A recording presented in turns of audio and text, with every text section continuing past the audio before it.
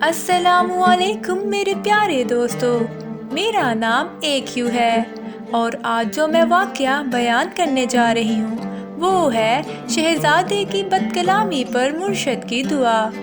لیکن آگے بڑھنے سے پہلے اردو سٹوری سپون کے ساتھ جڑ جائیے، کیونکہ یہاں میں آپ کو سناؤں گی ہر روز مزے مزے کی کہانیاں۔ تو چلیے شروع کرتے ہیں۔ کچھ نیک لوگ مسجد میں بیٹھے ذکر الہی میں مشغول تھے کہ وہاں ملک کا شہزادہ آ گیا۔ وہ شہزادہ اس وقت بہت نشے میں تھا۔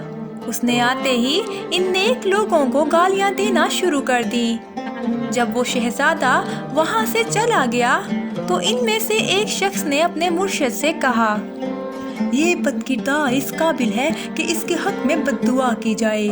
آپ اس کے حق میں بد دعا کریں۔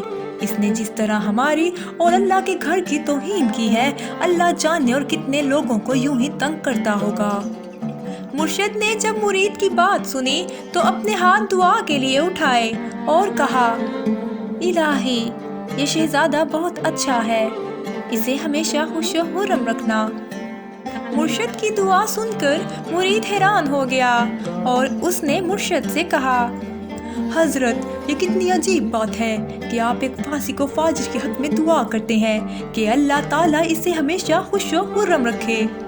مرشد نے جواباً فرمایا، تم خاموش رہو، تم وہ نہیں جانتے جس کا علم مجھے ہے۔ کچھ دنوں بعد مرشد کی یہی کہی ہوئی باتیں اس شہزادے کے کانوں میں گئیں۔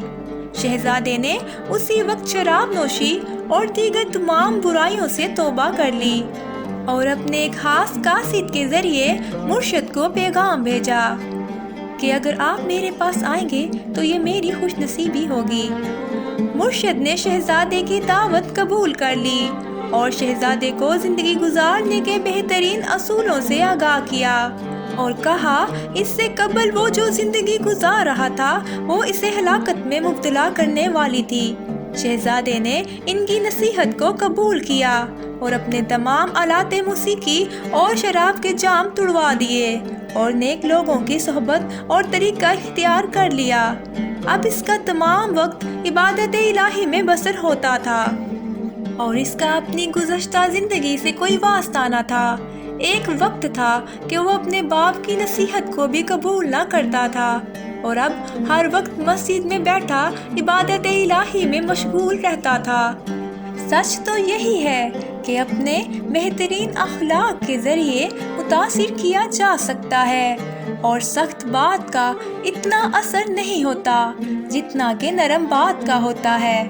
تو دوستو، آپ نے اس واقعے سے کیا سیکھا یہ آپ مجھے بتائیں گے، اور اگر میں بیان کروں تو میں نے اس سے یہ سیکھا، ہمیں دوسروں کو سمجھنے کی کوشش کرنی چاہیے۔